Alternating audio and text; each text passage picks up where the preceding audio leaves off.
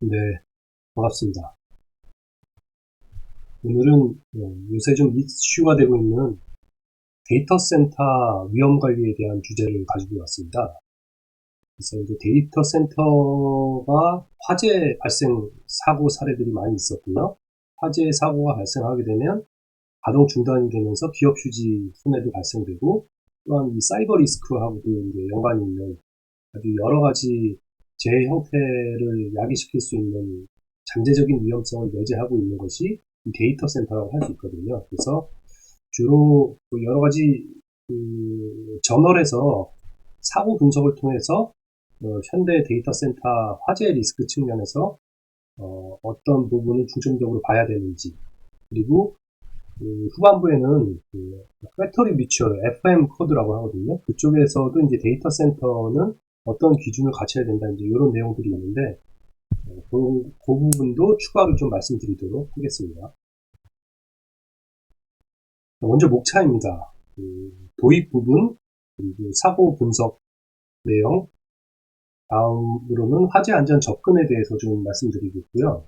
화재 안전 접근은 화재를 예방하는 부분하고 화재 발생 이후에 진압하는 부분, 구분해서 말씀드리겠습니다. 그리고 데이터 센터 화재 안전에 대해서 어떤 관점을 가져야 되는지, 그리고 결론, 이 순서대로 말씀드리겠습니다.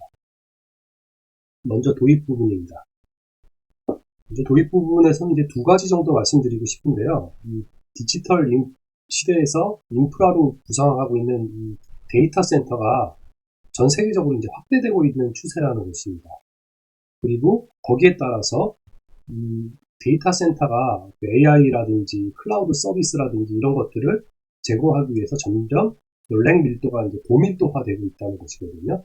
한 두 가지 정도 구분해서 말씀드리겠습니다. 그래서 이 데이터 센터가 이제 핵심 인프라로 확대가 되는 부분은 사회적인 위상으로 본다면 클라우드라든지 금융, 의료 및 생성형 AI 서비스의 기반 시설로 설치가 되고 있고요. 그 기능은 단순히 이제 IT 설비를 넘어서 국가와 사회의 기능을 유지하는 필수 인프라로 격상 중입니다. 글로벌 트렌드로 좀 살펴본다면요. 마이크로소프트 같은 경우에는 2025년 9월부터, 작년 9월부터 현재까지도 공사 중입니다. 미국 위스콘신 AI 데이터 센터 건설 중이죠. 그다음에 AWS는 아마존 웹 서비스입니다. 금융권 데이터 및 생성형 AI 서비스 제공 확대, 2023년부터 진행 중이고요. 그리고 2022년 이후에 아주 대규모의 클라우드 및 통합 데이터 서비스 제공하는 설비들을 차이나텔레콤에서 계속 지금 확장하고 있는 추세입니다. 그래서 이 핵심 인프라로 데이터 센터가 규모가 확대되다 보니까 이 데이터 센터의 랭 밀도가 점점 고도화되고 고밀도화되는 추세이거든요. AI 확산 또한 이것을 가속시키는 요인 중에 하나이고요.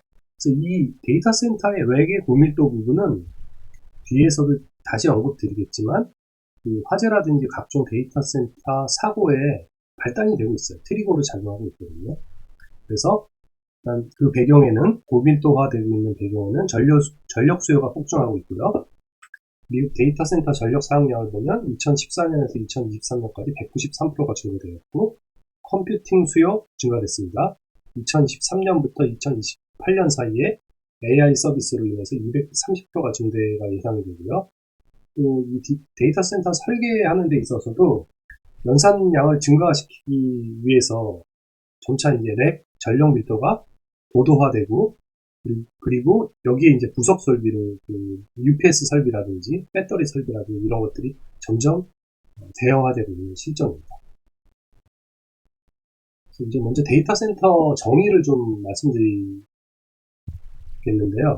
이제 FM 코드에 보면 데이터 센터라고 하면 서버, 스토리지, 네트워크 등 IT 장비를 직접하여 데이터 처리, 저장, 전송 서비스를 제공하는 시설로서 이를 지원하기 위한 부속 설비들입니다. 전력, UPS, 발전기, 냉각, 화재 방어 시스템, 보안 이런 기반 설비들을 함께 포함시키는 개념이다.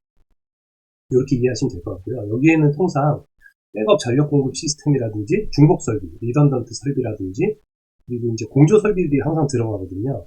이것도 포함되는 개념이라고 이해하시면 될 것 같습니다.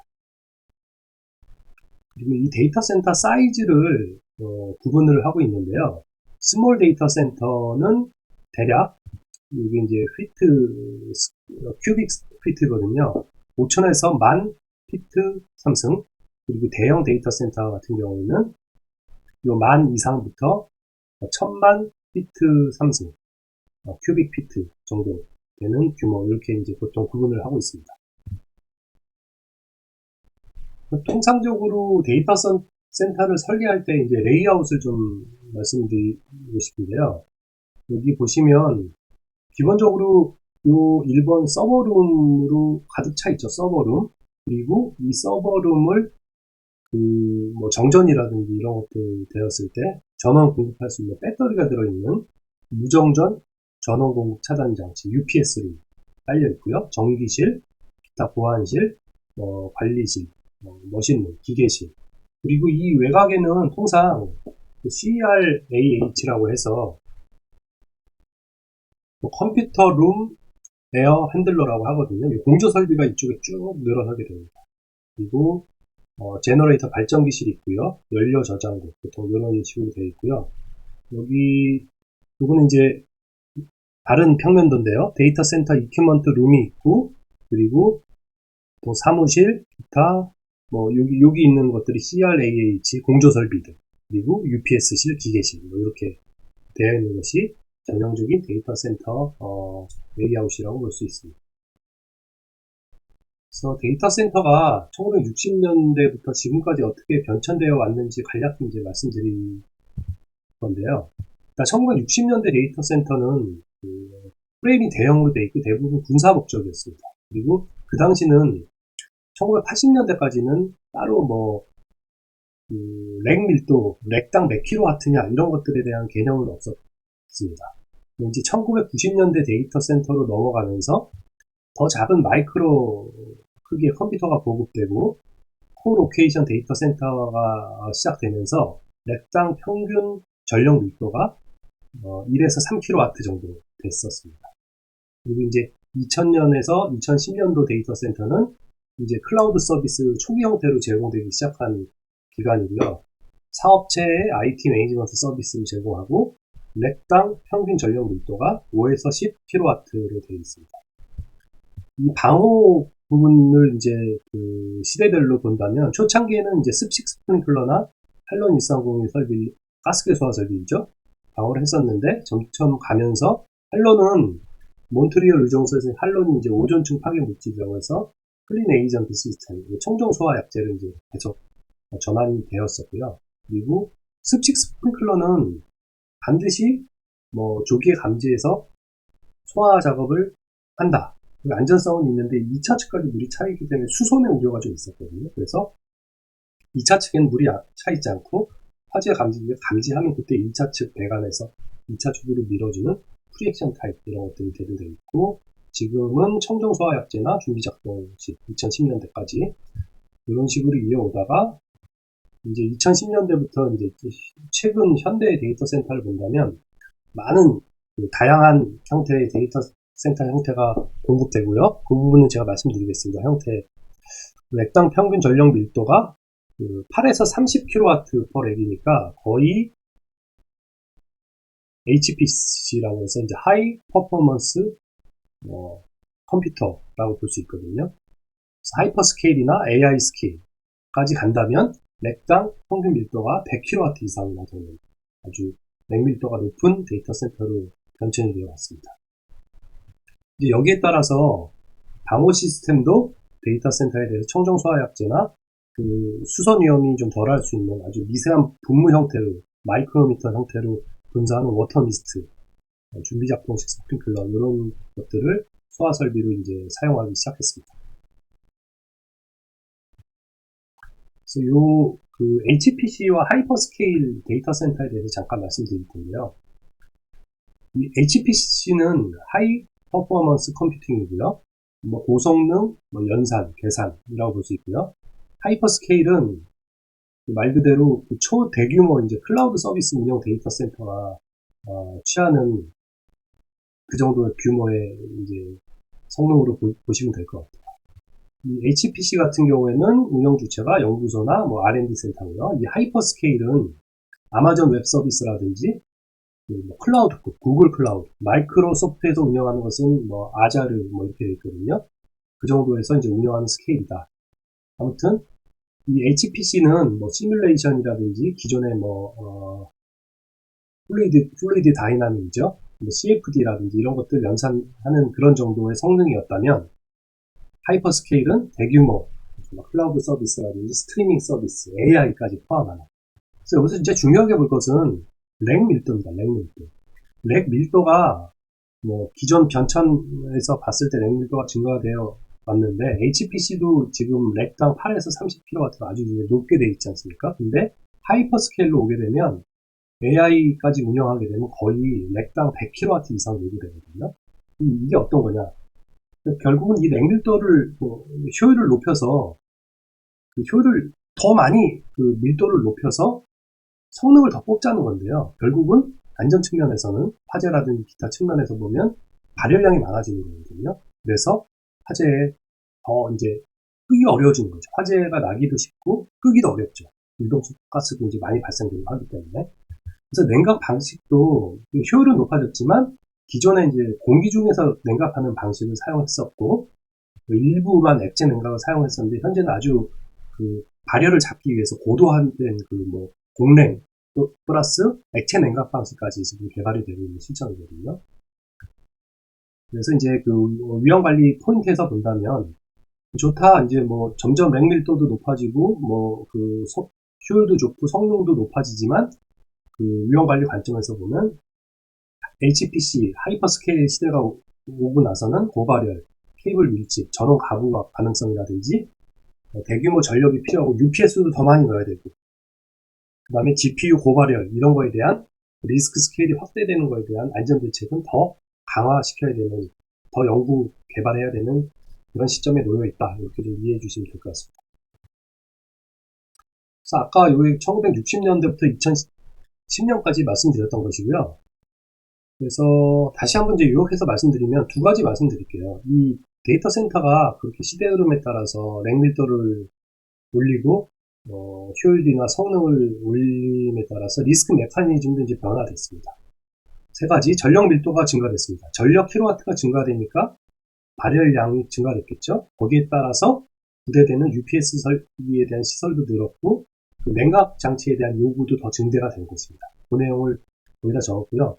시설 규모가 확대됨에 따라 한번 사고가 나게 되면 단일 사고라도 이 다운타임, 셧다운 되는 그런 기업 휴지죠. 비즈니스 인터럽션 리스크가 점점 커지게 되었다.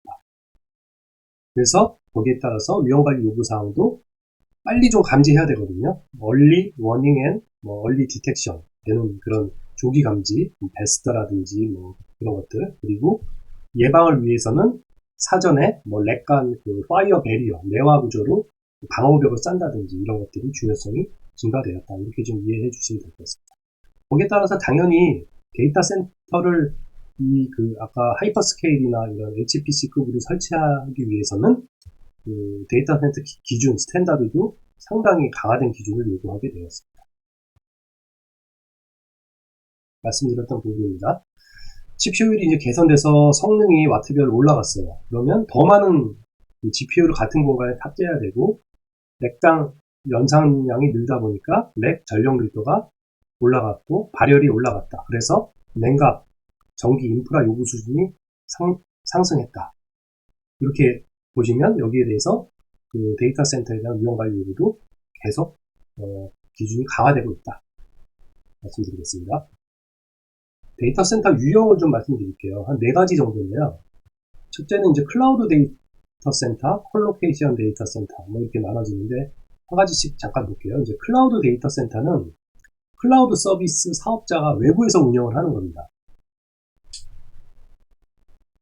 이제 고객의 클라우드 서비스를 제공하는 건데 주로 아마존 웹 서비스라든지 또는 마이크로소프트는 아자르로 되어 있어요. 데이터 센터, 구글 클라우드 데이터 센터 이런 형태가 있고요. 다음은 이제 코로케이션 데이터 센터인데요. 이것은 이제 데이터 센터 사업자가 시설을 운영하면서 여러 기업들이 렉하고 이제 공간을 임대해서 장비를 설치하는 거예요. 그래서 그 데이터 센터 건물이나 유틸리티 같은 경우는 데이터 센터 사업자 거고 서버만 본인 소유되어 있는 거거든요. 이런 것을 제공하는 업체들은 세계 최대급 그 콜로케이션 데이터 센터 사업자는 이 에퀴닉스예요. 네. 그리고 디지털 리얼리티, 국내에서는 KT나 LG, IDC 센터 있죠. 그리고 세 번째 형태는 관리형 서비스 데이터 센터인데요. 제3자가 기업을 대신해서 IT 인프라를 운영하고 모니터링, 보안, 백업을 관리하는 것입니다. IBM이나 에센처 이렇게 들 수 있고요. 그 다음에 엔터프라이즈 데이터 센터 같은 경우에는 특정 기업이 직접 소유 건설 운영하는 전용 데이터 센터라고 보시면 될 것 같습니다. 네, 이렇게 네 가지 정도 좀 기억해 두시고요. 국내 데이터 센터 추진 현황은 이것도 내용이 좀 많은데 시장 성장 동인으로 본다면 생성형 AI 기반 고성능 컴퓨팅 HPC 급시 증가하고 AI 전용 GPU 서버 확산으로 인해서 어쨌든 결과적으로 위험관리 측면에서는 전력 밀도가 급상승해서 냉각 기술이 고도화된 것이 요구되었다. 보시면 되고 전력 수전 용량도 2024년 기준으로 1.9기가와트 규모였던 것이 2028년에는 거의 4.8기가와트, 약 한 2.5배 정도 되죠. 그래서 전력 계통 확보에 병목 현상이 발생될 수 있는 그런 문제점이 있었고요. 수도권 쪽에 서울이나 기타 경기도 지역에 좀 집중되는 경향이 있었고요. 그리고 공급 전망은 2027년까지 한 40개 이상의 데이터 센터를 준공 예정이라고 합니다. 거의 하이퍼스케일급이고요. 단지 이제 대형 개발하는 데 있어서는 조금 제약은 있는 것으로 되어 있습니다. 그리고 투자 주체는 재무적인 투자자 비중이 확대되고 초대형 프로젝트 사례로 본다면 2025년 작년 9월에 착공했는데 SK와 AWS, 아마존 웹 서비스, 울산 미포에 지금 공사 중인 것으로 알고 있습니다. 네, 나중에 교환을 좀 보시기 바라고요. 다음은 이제 두 번째 챕터는 사고 분석에 대한 내용을 좀 설명을 드리겠습니다. 그래서 데이터 센터 사고 분석 개요의 목적인데요. 이 데이터 센터 사고 분석에서는 이제 어떤 문제에 직면되어 있는지를 좀 말씀드리려고 해요. 데이터 센터 사고 분석의 목적은 일단 구조적인 접근을 좀 했고요. 최근 5년간 발생한 주요 화재 사고를 일반적인 방법, 시나리오 베이스별로 분석을 했습니다. 그 다음에 계속 공통되고 반복되는 사고 원인, 근본 원인들이나 화재 확산 형태가 있었거든요. 그런 패턴을 도출하고자 했습니다. 핵심 타깃으로는 결과적으로 주요 사고 근본 원인을 파악해서 향후 동종 사고를 방지할 수 있는 대응 전략을 수립하는 부분이고요. 이런 사고 분석의 문제점 및 한계 부분이 있었는데요. 기존의 하드웨어를 냉각하는 부분, 열 관리 부분이죠. 이런 연구는 풍부하게 진행된 적이 있지만 실제 화재 관련 사례 연구는 부족했다, 제한적이었다고 말씀드리고 싶고요. 대응 역량 또한 데이터 센터에 특화되는 화재 사례가 아주 많았다고 볼 수 없기 때문에 대처가 부족했다. 그리고 이런 사고가 났을 때 사고 원인에 대한 공식 근본 원인을 데이터베이스화해서 공정사고를 방지할 수 있는 이런 체계들이 좀 미흡했다. 이런 것들이 좀 발견이 되었습니다. 그럼 데이터 센터 화재의 주요 원인 말씀드리겠는데요. 그럼 주로 어디서 화재가 시작되는지? 대부분 발원지는 데이터 센터의 전력 및 배터리 설비에서 시작되었습니다. 예상하실 수 있었겠지만, 그리고 4대 대표적인 데이터 센터의 사고 유형으로는 배터리 시스템 부분, 리튬이온 배터리 고장이라든지 이런 부분이 빈번했고요. 전력 인프라 부분, UPS 부분이나 전력 설비나 배전망 고장, 또는 이제 환경적인 부분으로 스프링클러라든지 사후의 진압 과정에서 물에 의한 수선이 발생했다든지 아니면 사전에 누수나 침수가 발생해서 수분이 전기 설비에 닿게 되면 전기 화재 위험이 됐겠죠. 그리고 좀 마이너한 요인으로는 아크 플래시나 이런 장비 오작동 같은 정기적인 이상이 발생한 경우 있었습니다. 기타 요인으로는 아예 설계가 잘못됐거나 평소에 유지 보수를 정기적으로 하는 것을 게을리했다든지, 본진 더스트가 축적됐다든지, 휴먼 에러가 발생됐다든지 이런 요인들이 있었습니다. 그래서 여기 사고 분석에서 그 배터리하고 UPS 부분을 좀 말씀드리고 싶은데요. 데이터 센터는 정전이 되는 것을 1초도 허용해서는 안 되죠. 일반 그 플랜트에서 굉장히 크리티컬한 그런 공정 라인이나 설비들이 정전되지 않도록 할 수 있는 것이 발전기잖아요.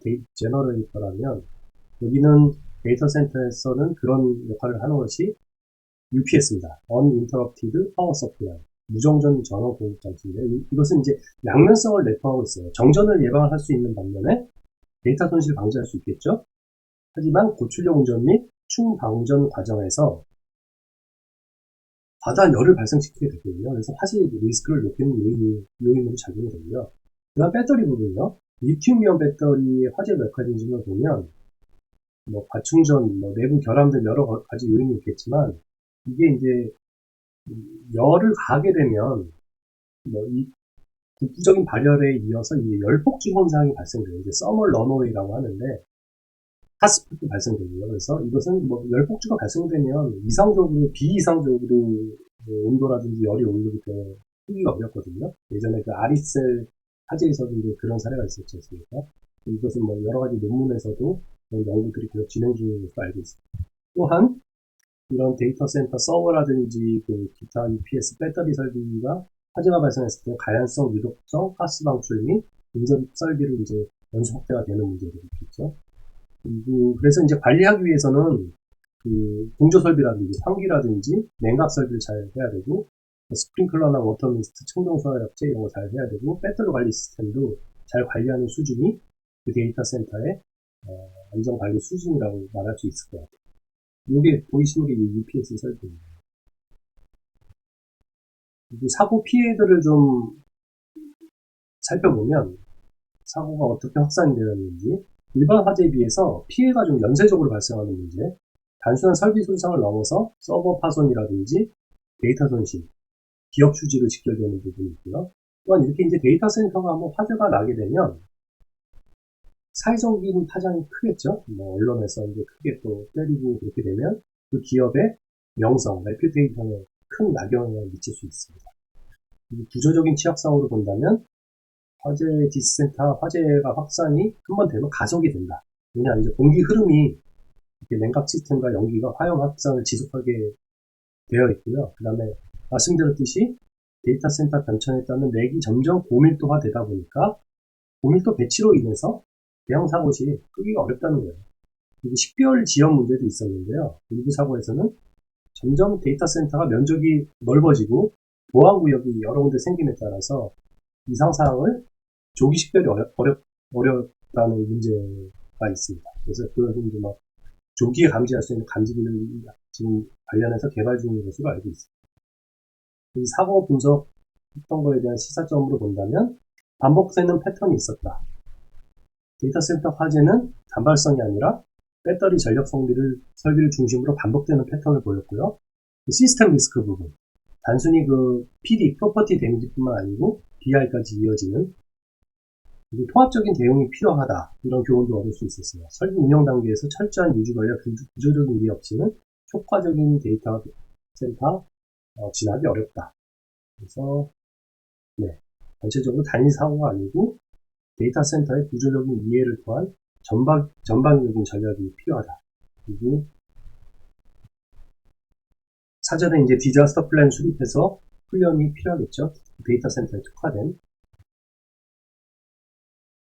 사고 분석 다음은 이제 데이터 센터의 화재 리스크의 구조적인 전개 부분인데요. 이 플로우를 잠깐 보시면 사고 발생의 요인이 되었던 것은 배터리의 열폭주, 런어웨이라든지 UPS 전력 캐빈의 정기적인 고장 또는 수분 유입, 냉각 시스템이 장애, 사전 유지관리 및 문적 오류로 인해서 1차적으로 국부적으로 설비의 과열이나 연기가 발생했고 전력 차단 및 보호 계정기가 작동, 그 다음에 서버 네트워크 장비가 오작동, 그리고 이것이 결국 시스템 확산 메커니즘으로 이어졌고요.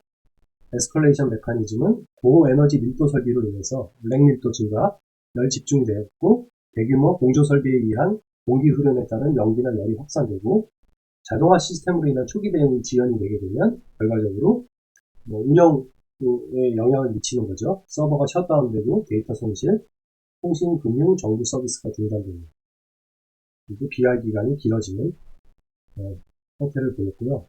마지막으로는 사회적인 평판이나 리스크로 이어지는 규제로도 이어질 수 있겠죠. 과태료라든지 결과금이 기업에 부과될 수 있습니다. 통상적으로 이런 식으로 전개됐다는 걸 말씀드리고요. 다음 챕터에서는 그 사고 사례 및 위험관리에서 말씀드리겠습니다. 그래서 2021년부터 데이터 센터 글로벌 사고 사례를 좀 정리를 해보았는데요.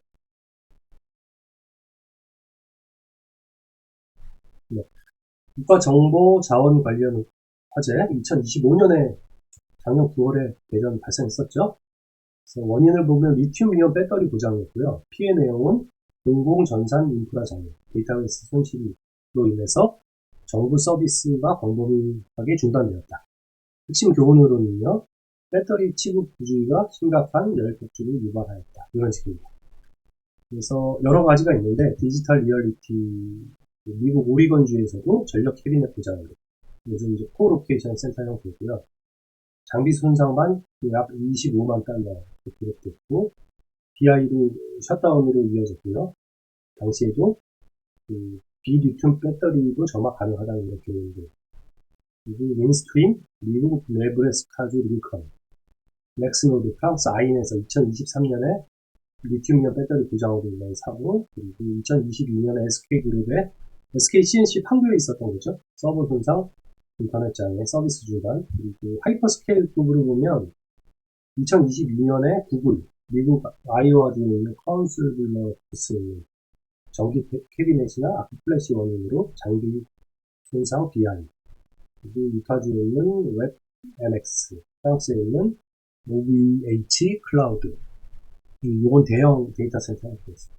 원인을 조금 보면요, 제가 하이라이트 해놓은데 보면 리튬이온 배터리 고장으로 인한 것이 국가 대전에 있는 정보자원관리센터,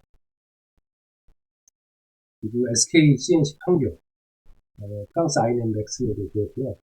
전력 캐비넷으로 인한 것도 디지털 리얼리티, 구글, 미국에 있는 그런 것들 동일한 원인들, 그리고 수선이나 누수로 인한 것도 윈스트림이나 OVH 클라우드, 프랑스에 있는 이런 사고들 보였고요. 이런 동종의 원인들이 학습이 되어서 공정사고를 방지했어야 되는데 그런 것들이 불충분했다 이렇게 보실 수 있죠. 나머지 내용들은 교환 내용들 보시기 바랍니다. 그래서 분석된 데이터 센터의 모든 직접적인 원인은 역시 압도적으로 정기적인 문제였고요. 그리고 가장 흔한 원인은 리튬이온 배터리 고장으로 인한 것이 8건 중에 3건 정도. 그리고 수에다 누수도 또 다음 요인으로 보였고요. 좀 많이 나온 것들 중에는 아크 플래시나 기타 장비 고장 이런 원인들도 있고, 일부는 보고 체계가 좀 과소하게 보고돼서 실제 사고보다는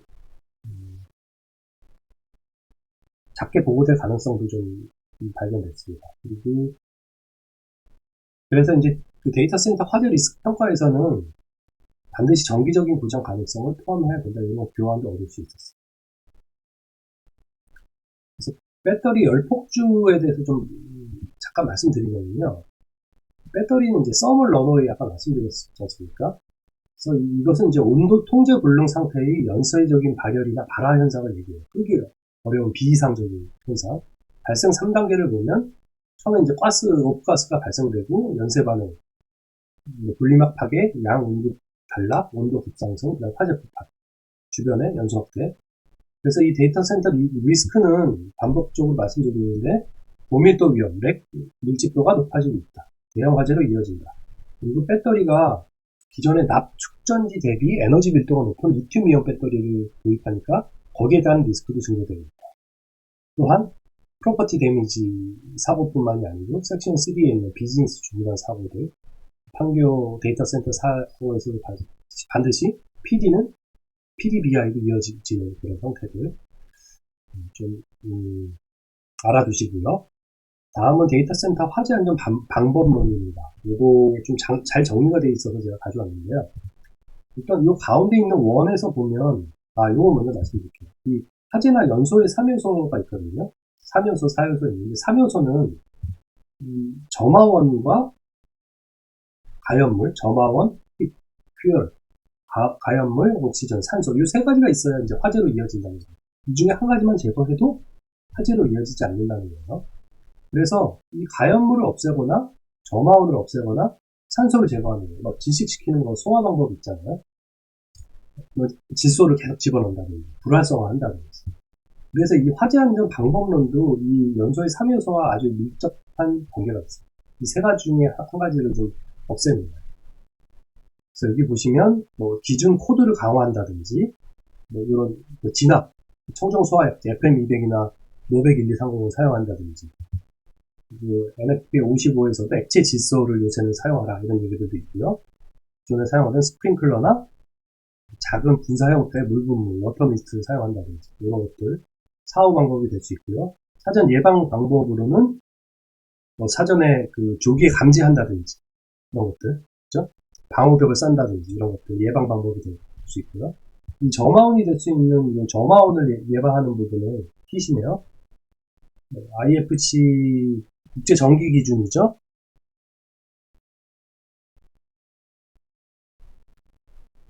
배터리 저장 방법을 개선해라 이런 내용들도 있고요. 심도를 줄이는 방법도 있습니다. 불연물을 사용하거나 장비 설계를 개선하고 사전에 뭐 가연성 액체라든지 이런 것을 제거한다든지 이런 것들. 그래서 여기서 보시면 뒤에 설명드리겠습니다. 이 부분 있어서 아이솔레이션, 클린 에이전트, 액체 질소, 워터미스트, AI를 도입한 예방 정비, 그리고 배터리 저장 방법 개선, 설계, 장치 설계 디자인 개선 이런 것들 세부 내용들이 잘 나와 있습니다. 그래서 이 안전 방법은 유해 명령 컨트롤 방법은 여기 좀 유명한 계층도로 표시된 건데요. 미국 화학공정 안전성을 자세히 얘기하는데 여기 있는 것이 위에 있는 게 제일 좋은 방법입니다. 이게 그 차선의 방법인데 아주 유해 위험 요인을 물리적으로 제거하면 제일 좋겠죠. 엘리미네이션 제거입니다. 두 번째 차선책은 대체하는 방법.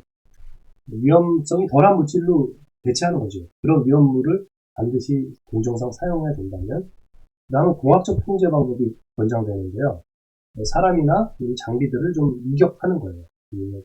공학적으로, 물리적으로 차단벽을 싼다든지 이런 것들 내화 구조 안에 다 담가놓는다든지.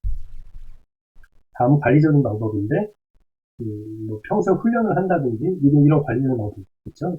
정기 점검을 주기를 줄인다든지. 그것도 안 됐을 때 하는 게 마지막이 퍼스널 프로텍티브 개인 보호입니다. 이거는 안전 방법론에 말씀드린 거니까 이거 같이 한번 보시면 될 것 같아요. 격리, 설비 설계, 배터리 관리 방법 개선, AI 기반 예방 정비, 클린 에이전트, 청정 소화액, 그다음에 액체 질소, 워터미스트, 다른 진압 시스템 이렇게 말씀드리겠습니다. 네, 다음은 데이터 센터 화재의 노출 리스크를 좀 요약을 해봤어요. 그래서 이제 설비나 유틸리티 같은 경우는 정전이 발생할 수 있겠죠. 그러면 뭐 전부 PD 플러스 PDBI입니다. 또는 그 냉각이나 이 냉각 설비 뭐 문제가 되는 경우 외부 환경에서는 뭐 플러드라든지 뭐 침수, 누수, 뭐 자연재해 영향도 있을 수 있고요. 그리고 시큐리티 부분에서는 사이버 시큐리티 위험이 있겠죠. 랜섬웨어나 디도스 공격. 물리적인 시큐리티에서는 직접적인 침입이나 도난 이런 것들도 될 수 있고요. 그리고 운영 관리 부분에서는 인적인 에러라든지 간접 기업 휴지 측면에서 여기 데이터 센터에서 공급받아야 될 게 문제가 있다든지 커스터머 쪽에서 못 받아서 문제가 발생합니다. 그거는 이제 복구 문제 기능 저하, 레질리언스라고 하거든요. 그런 문제를 발생할 수 있어요. 전형적인 임팩트는 전부 뭐 BI 데이터 손실, 레퓨테이션 문제, 레질리언스, 기능 상실 이런 식으로 이해하시면 됩니다. 뭐 저희 그 브로커 쪽에서 본다면 그 DC 쪽에 화재나 그 기업 휴지 외에도 여러 가지 리스크가 있을 것 같은데 그걸 좀 정리해봤어요. 인슈어런스 매핑을 해서 화재 폭발 위험이 있을 경우에 당연히 그다음에 기업 휴지 중단이 있을 수 있겠죠, 사고로. 관련 보험 상품, 뭐, BI라든지, 뭐, 이런 컨틴전트 리스크도 무시할 수 없을 것 같습니다. 간접 기업 휴지. 컨틴전시 비즈니스 인터럽션. 클라우드나 통신, 뭐, 이런 것들, 뭐, 장애가 발생되면 고객사 연계 서비스 중단될 수 있습니다. 그래서, CBI 익스텐션이라든지 커스터머 익스텐션 이런 뭐 특약 붙이면 좋겠죠. 잘 받아주진 않겠지만 제보입니다. 사이버 리스크 위험이 있습니다. 랜섬웨어나 디도스 공격, 서비스 마비나 데이터 유출, 평판 손실. 또 NFP101은 그 라이프 세이프티 코드입니다. 라이프 세이프티 관련해서 질식 위험이나 연구 유독 박스, 흡입 위험, 위험 피해 발생될 수 있겠죠. 거기에 대해서는 또한 뭐 제너럴 라이어빌리티라든지 뭐 엑세스 엄브렐라 라이어빌리티 이런 그 보험 상품이 있을 것 같고요. 그 다음에 법적인 부분이나 ESG 평판에 관련돼서도 관련 위험들, 손실 형태, 뭐 크라이시스 매니지먼트 관련된 뭐 사이버 리스크 관련된 이런 상품들도 좀 관련이 있을 것 같습니다. 화재 안전 접근 예방 방법 세 번째 챕터 말씀드리겠습니다.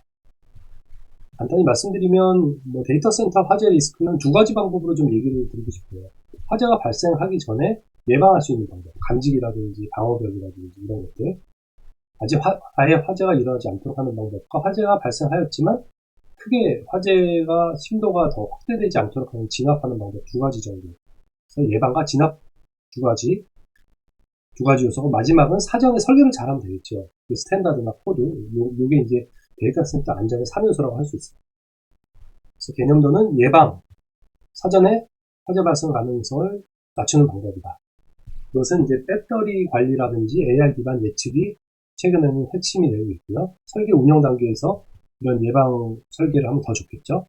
가장 효율적이지만 비용은 많이 들 겁니다. 다음은 이제 진압 부분, 화재 발생된 것을 전제로 한 방어 전략이라고 볼 수 있습니다. 보통 청정 소화 약제나 액체 질소, 요새는 워터 미스트 이런 것. 어쨌든 예방이 실패했을 때 최후의 보루 수단이다. 서프레션. 그리고 기준 및 규정의 역할. 화재 안전의 최소 기준을 충족하고 그 이상을 하면 더 좋겠죠. 하지만 모든 위험을 다 포괄하지 못하기 때문에 예방과 진압의 역할이 더 중요하다. 이 개념들을 보시면 될 것 같습니다. 그래서 기준이나 규정의 한계가 있다는 것을 반드시 전제로 해야 되고, 예방과 진압 부분 말씀드렸었습니다. 그래서 근데 이 예방과 진압 부분은 별도로 운영되는 것이 아니고 상호 접목해서 운영해야 되겠죠. 왜냐하면 기존의 데이터 센터 화재 패턴은 전형적인 구조적인 문제가 있었기 때문입니다. 그리고 사고가 났을 때 이 대응 전략을 연결 구조로 해서 사전에 훈련이 잘 되어 있습니다. 화재 예방 부분입니다. 그래서 화재 예방 전략은 데이터 센터 핵심인 그 설계 기반의 공간 분리 및 내화 구조가 일단 핵심입니다. 타 용도 공간과 이 IT는 서버 스토리지나 네트워크 장비들 얘기하는 거거든요. non IT라면 UPS라든지 냉동 설비라든지 이런 거, 공조기 이런 것들. 이 IT 설비가, IT는 이제 인포메이션 테크놀로지 이퀴먼트라고 보시면 될 것 같아요.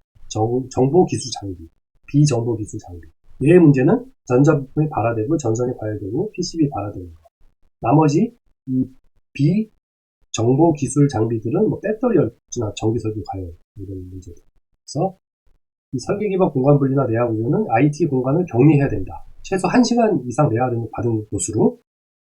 그리고 위아래 배치는 가급적이면 하면 안 된다. 내화 등록 기준은 NFP 75에 보면 벽 천정이나 바닥 마감재는 스프링클러가 설치되면 좀 완화되는 거예요. 클래스 B로. 그게 안 됐으면 클래스 A. 클래스 1 등급의 난연 불연 재료를 사용해야 된다고 권장되고 있고요. 밀폐 설계를 하면 좋습니다. 화재가 발생됐으면 거기서 그냥 화재가 더 확대되지 않고 거기서 끝날 수 있도록 이렇게 또 권장되고 있고요. 예방 단계에서 배터리 배치나 격리 부분, BIT 부분이죠. 비필수 배터리와 전기 장비는 작업 공간과 분리하여 별도 장비의 장소에 보관되어야 되고, 리튬 배터리는 2시간 내화벽으로 분리된 전용 공간에 보관되어야 된다. 컨테이너 시스템의 경우 최대 15 큐빅 미터로 제한된다. 이렇게 되어 있고요. 실외 보관하는 경우에는 기상보호 조치 해야 되고요. 감지기 설치되고, 운영 관리할 때는 과충전, 과열 방지 시스템 구축하고, 온도 전압 감지, 가스 감지기를 통한 상시 모니터링이 요구되고 있습니다. 화재 예방 전략 중에 배터리 시스템의 안전관리 및 경위 쪽을 살펴보면 이 배터리는 점화원인 동시에 연료 역할을 하게 되겠죠. 연소 3요소에서 따라서 별도의 엄격한 보안 기준이 적용됩니다. 국제 화재 규정 제320항에 따르면 배터리는 배치 및 격리되어야 된다고 되어 있고요. 이것은 비필수 배터리와 전기 장비는 작업 공간과 분리하여 별도 장소에 보관하여야 된다고 되어 있습니다. 그리고 리튬이온 배터리는 2시간 내화병으로 분리된 전용 공간에 컨테이너 시스템 경우 최대 15세제곱피트 내로 제한되도록 되어 있습니다.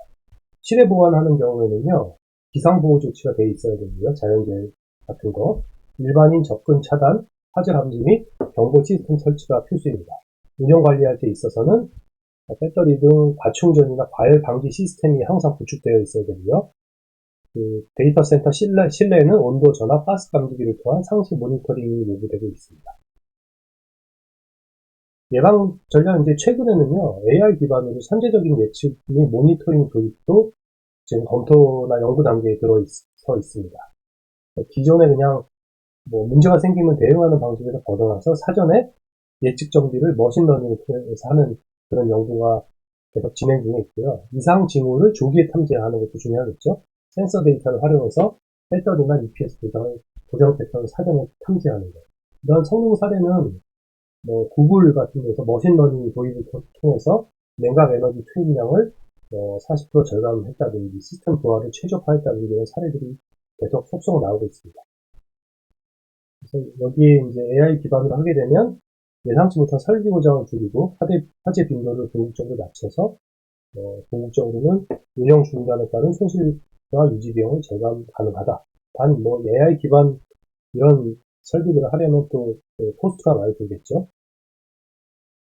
다음은 화재 진압 부분입니다. 화재 진압 전략은 청정 소화 약제가 좋습니다. 수선 피해를 덜하기 위해서는 청정 소화 약제 중에서도 FM200이나 노백 1230 같은 지구 온난화 이런 것들에서도 규제에서 자유롭고요. 단지 이제 이러한 청정 소화 약제들도 사용을 하다 보니까 배터리 열폭주가 진행 중인 화재에 있어서는 소화 효과가 제한적이라는 얘기가 많이 있어요. 그래서 요새는 또 FM 코드에서는 워터 미스트를 사용해라 또는 병행해서 워터 미스트와 청정 소화 약제를 같이 사용하는 것도 권고가 되고 있습니다. 다음 이제 액체 질소도 배터리 진화하는데 이제 특화 설비로 계속 추천이 되고 있는데요. 이것은 이제 극저온 질소를 활용해서 열을 흡수하고 산소를 대체하는 적극적인 진화 방식입니다. 이것도 역시 무분무 워터 미스트와 함께 살포하면 더 효과적으로 되어 있습니다. 단지 이게 이제 액체 질소는 밀폐 공간에 아주 효과적으로 되어 있지만 일부 지붕이나 이런 데가 뚫려 있는 반밀폐 공간에는 효과가 제한적인 것으로 나와 있습니다. 네. 그리고 물분무 워터 미스트는 하이브리드 시스템인데요. 이거는 이제 물분무는 그냥 스프링클러처럼 물을 뿌리게 되면 전기 설비가 또 다른 또 위험이 있을 수 있으니까 미세한 마이크로미터 단위의 미립자로 분사하는 방법이 이제 개발이 되어 있거든요. 또는 NFP 770에 보면 불활성 가스 질소나 워터 미스트를 결합해서 사용하는 방법들도 소화 효과, 진압 효과를 극대화하기 위해서 이제 추천되고 있습니다. 이거는 청정 소화 약제 액체 질소 워터 미스트 비교입니다. 이 화면 한번 보시고 장단점 그리고 어떤 데 효과적인지 관련 기준은 어떤 것에 근거를 한 것인지 한번 표를 참고하시기 바랍니다. 다음 이제 FM 코드 쪽에도 이제 데이터 센터나 관련 설비에 대한 규정이 있어서 소개시켜드리려고 하는데요. FM 코드 데이터 시트 5-32에 해당되는 건데요. 요약해서 말씀드리면 첫 번째 이제 부지 선정하는 데 있어서 물리적인 방어성을 구축하라는 거거든요. 500년 빈도 홍수 수위보다 높은 곳에 위치해야 된다. 처음 설계할 때부터 지진, 풍화 중 대비되어 있어야 된다. 건축 자재를 선정할 때는요, 불연 자재를 사용해야 되겠죠. PVC나 이런 가연성 자재는 금지되고요. 외부 노출에 있어서는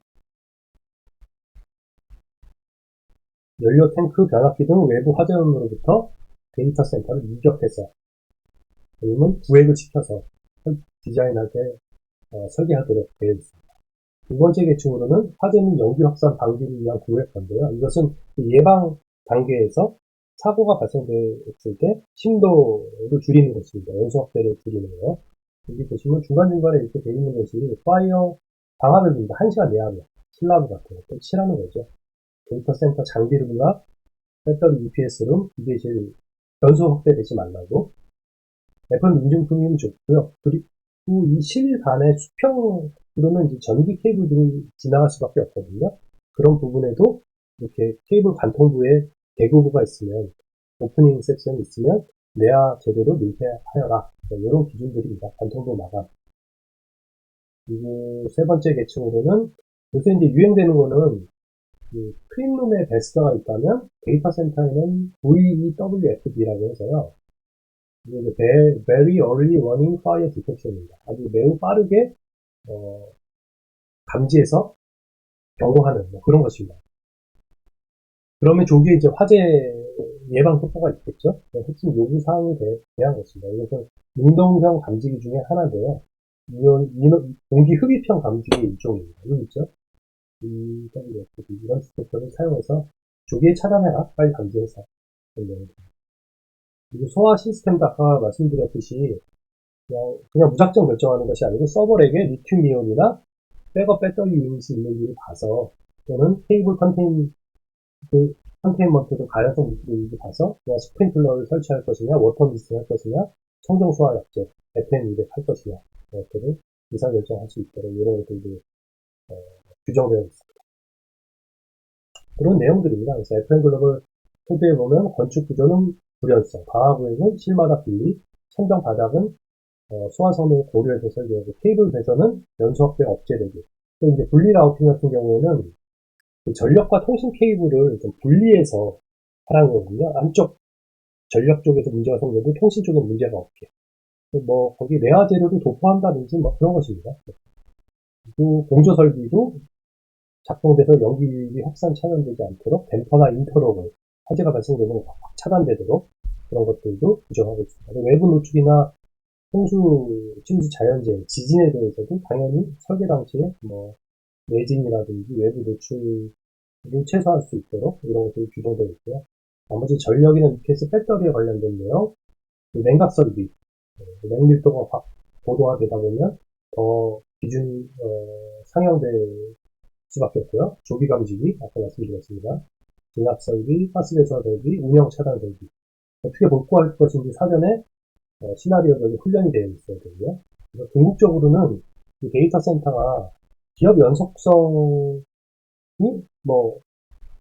사회 목표겠죠. 그래서 비즈니스 컨티뉴이티 매니지먼트 BCMS 사전에 수립되면 당연히 BI나 가동 중단 관련해서 일을 할 것입니다. 데이터 센터 이제 화재 안전 관점에 대해서도 말씀드릴게요. 최근 데이터 센터 사고 사례를 보니까 내재된 취약성이 있었고요.